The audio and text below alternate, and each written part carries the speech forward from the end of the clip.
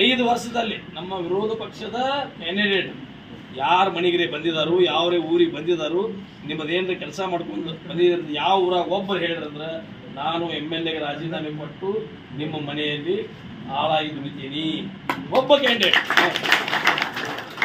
ನನಗೆ ಬಂದಂಥ ಅನುಭವನ ಹೋದ ಸಲ ಅವನು ಚುನಾವಣೆ ನಾನು ಮಾಡಿದ್ದೀನಿ, ಅವ ಆಸೆ ಬರ್ಲಕ್ಕೆ ಕಾರಣ ನಾನು, ಲಕ್ಷ್ಮಣ್ ಸವದಿಯವರು ಎಲ್ಲ ಮಾಡಿದ್ದೀವಿ. ಆದ್ರೆ ನಮಗೆ ಏನು ಅವ್ರು ಅನ್ಯಾಯ ಮಾಡಿದ್ರು ಅನ್ನೋದು ಸಮಯದ ಅಭಾವ ಐತಿ. ಎಲ್ಲ ಊರಾಗ ಬಂದಾಗ ಹೇಳ್ತೇನೆ ಮುಟ್ಟಿಸೋಣ, ಅವರ ಕುಂಡಲಿಯನ್ನು ಬಿಚ್ಚಿಡ್ತೀವಿ. ನಮ್ಮ ಹಚ್ಚಿಲ್ಲ ಬಾಂಡವಲ್ ಐತಿ, ಏನೇನು ಬಿಚ್ಚಿಡ್ಲಿಕ್ಕೆ. ಇವರ ರಾಜು ಇಬ್ಬರು ಮಂದಿ, ಇವನ ರಾಜುಗೊಂಡು ಇಬ್ಬರು ಮಂದಿ ಇರಿ ನೀವಲ್ಲಿ. ಅವ್ರು ಎಂದ ಮಂಗಾವತಿಗೆ ಬಂದಿದ್ದಾರೇನ, ಜುಗುಳಕ್ಕೆ ಬಂದಿದ್ದಾರೇನ, ಜುಗುಳದವ್ರು ಇದ್ದಾರೆ ಕಾಕ. ಎಂದೂ ಎಲ್ಲಿಯೂ ಬಂದಿಲ್ಲ. ಒಂದು ಕೆಲಸ ನಾನು ಒಂದು ಎಲ್ಲಮ್ಮನ ಹುಡುಗಿ 30 ಲಕ್ಷ ರೂಪಾಯಿ ಕೇಳಿದ್ನ, 5 ವರ್ಷ ಕೊಡ್ತೇನೆ ಒಂದು 5 ವರ್ಷ ಕೊಡ್ಲಿಲ್ಲ.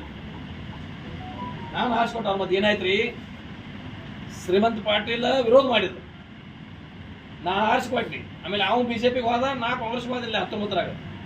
ನಾವೊಂದು ಚೀಟಿ ಕೊಟ್ಟು ಕಳ್ಸಕತ್ತೀನಿ. ನಾವು ಚೀಟಿ ಕೊಟ್ಟು ಕಳ್ಸಕತ್ತಕ ರಾಜು ಕಾಯಿನ ಚೀಟಿ ನಡೆಯೋದಿಲ್ಲ, ಶ್ರೀಮಂತ್ ಪಾಟೀಲ್ ಚೀಟಿ ತಗೊಂಡ್ಬರ್ರಿ ಅನ್ನಕತ್ತ. ನಾ ಆರಿಸ್ಕೊಟ್ಟ ಒಂದ ಚೀಟಿ ಬ್ಯಾಡ ಅನ್ನಕತ್ತ. ಯಾವ ಕೆಲಸ ಪ್ರಯತ್ನ ಮಾಡಿದ್ದ ಅವ್ನ ಚೀಟಿ ಬೇಕನ್ನಕತ್ತ. ಇದು ಅವ್ರು ಮಾಡುವಂತ ಪರಿಸ್ಥಿತಿ. ನಾ ರಾತ್ರಿ ಹೇಳಿದ್ದೆ, ಪ್ರಕಾಶ್ ನೀವೆಲ್ಲ ಇದ್ದೀರಿ, ಅವಾಗ ಎಲ್ಲರೂ ಇದ್ದೀರಿ.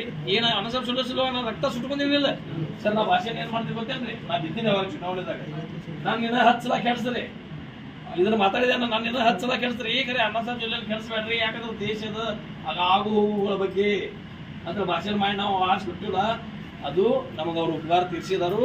ಅವ್ರದ್ದು ಏನೂ ಮಿಂದೆ ಇಲ್ಲ, ಯಾವ ಹಳ್ಳಿಗೆ ಬಂದಿಲ್ಲ, ಏನು ಕೆಲಸ ಮಾಡಿಲ್ಲ. ನೀವಿನ್ನು ಅದನ್ನ ನಮ್ಮ ಕ್ಯಾಂಡಿಡೇಟ್ ನೀವು ಆರಿಸಿಕೊಟ್ರೆ ನಿಮ್ಮ ಮನ್ಯಾಗ ನಾನು ಬಂದು ಕೆಲಸ ಮಾಡ್ತೀನಿ, ಯಾರನ್ನೂ ಕೇಳಕ್ಕೆ ಹೋಗ್ಬೇಡ್ರಿ. ಅದು ನಮ್ಮ ಜವಾಬ್ದಾರಿ. ಅದೆಲ್ಲ ಮುಂದಿನ ದಿನಮಾನದಲ್ಲಿ ಬೇರೆ ಬೇರೆ ವಿಷಯಗಳ ಬಗ್ಗೆ ಬೇರೆ ಬೇರೆ ಚರ್ಚೆ ಮಾಡ್ತೀವಿ.